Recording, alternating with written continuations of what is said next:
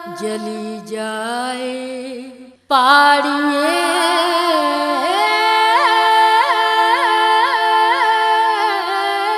दादिस अमाजी में ओ।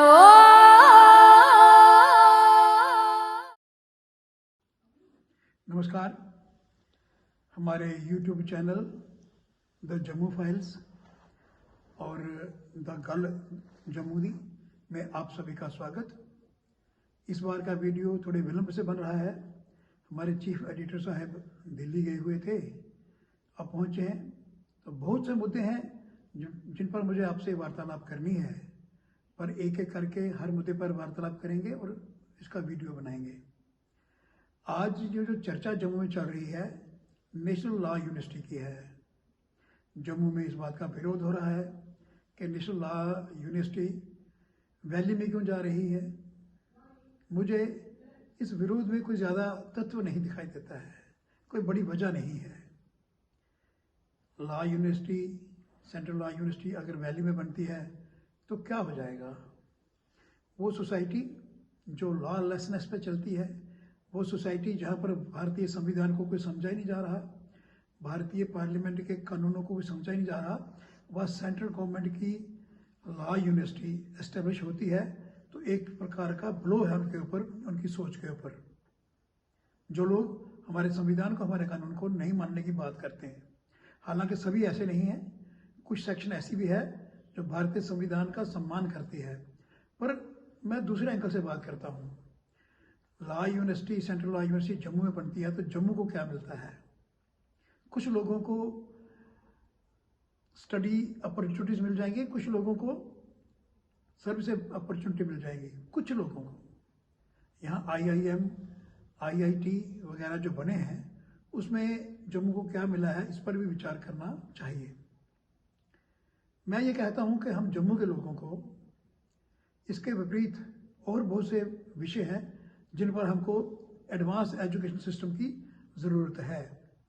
मैं ये कहूँगा कि अमरावती महाराष्ट्र के पैटर्न पर आप डिमांड कीजिए फिजिकल एजुकेशन और स्पोर्ट्स के लिए एक यूनिवर्सिटी जो सुंदरबनी से लेके और स्वर्णकोट तक की शिक्षा क्षेत्र में बन जाए। वहाँ के हमारे खिलाड़ी बड़े अच्छे हैं, जिस्मानी तौर पर सशक्त हैं। अगर उस क्षेत्र में यूनिवर्सिटी बन जाती है अमरावती लेवल की, तो हमारे बहुत से नौजवानों को वहाँ स्टडी का मौका मिलेगा, जॉब भी मिलेगा। आप किश्तवाड़ के लिए film and drama training institute मांगिए, इतनी अच्छी लोकेशंस हैं, आउट ऑफ फोकस हैं। आप मांगिए वहाँ फिल्म डिवीजन का यूनिट। आप मांगिए डोडा में जम्मू यूनिवर्सिटी के कैंपस में एडवांस स्टडी फॉरेस्ट्री और टूरिज्म की हो जाए, जिसका फ़ायदा रामबन, डोडा, भद्रवा को हो और उस एरिया के टूरिज्म के ऊपर रिसर्च हो, टूरिज्म फैलाया जाए। टूरिज्म में हमारा ये इतना खूबसूरत इलाका बड़ा पिछड़ा हुआ है।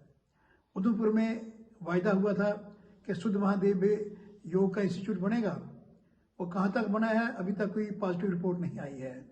लेकिन वहाँ पे वर्ल्ड लेवल की एक योगा यूनिवर्सिटी बन जाए। हमारे मोदी जी योग पर बड़ा जोर दे रहे हैं, पूरी दुनिया में उसको पॉजिटिव रिस्पांस मिल रहा है, तो उसके लिए हम प्रयास करें। एक ही चीज़ के पीछे पड़े रहेंगे। जम्मू, सांबा, कठुआ IT का हब बनना चाहिए।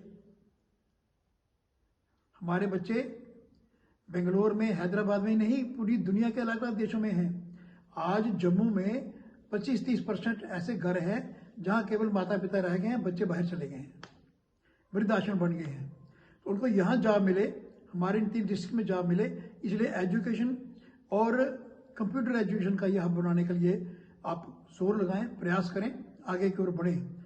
ये एक अजीब सी सिचुएशन बन गई है कि कश्मीर वादी के नेता कुछ कदम उठाते हैं, हम उनकी प्रतिक्रिया करते हैं। वो रिलेशन सेट करते हैं, हम उसकी प्रतिक्रिया में आंदोलन कर देते हैं, जम्मू बंद कर देते हैं। हम भी तो कुछ मांगे ना, हम भी अपना नरेशन चलाएं। यहाँ जम्मू स्टेट की बात चल रही है और मैं रोज़ पेपर पढ़ता हूँ, मैं खुद भी इसका समर्थक हूँ और अच्छा रिस्पांस मिल रहा है इसमें। इसको बात को आगे बढ़ाना चाहिए। कमज़ोर जम्मू जो है वो भारत को इस प्रदेश के अंदर अच्छी तरह रिप्रेजेंट नहीं कर सकता, नरिश नहीं कर सकता।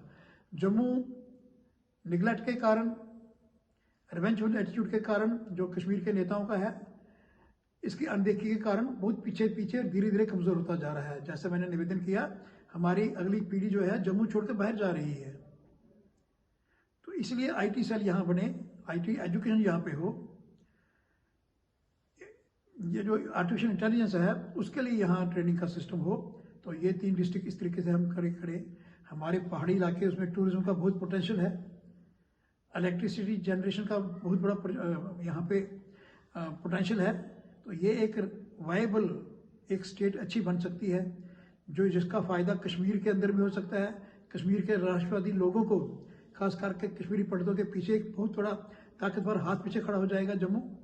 और पंजाब के अंदर जो शरारत हो रही है और कश्मीर के अंदर जो शरारत हो रही है, उसके बीच में एक देशभक्त लोगों का एक यूनिट होगा, बीच में एक एडमिनिस्ट्रेटिव यूनिट होगा बीच में, जो इस प्रकार की अलगाववादी शक्तियों को रोक सकेगा।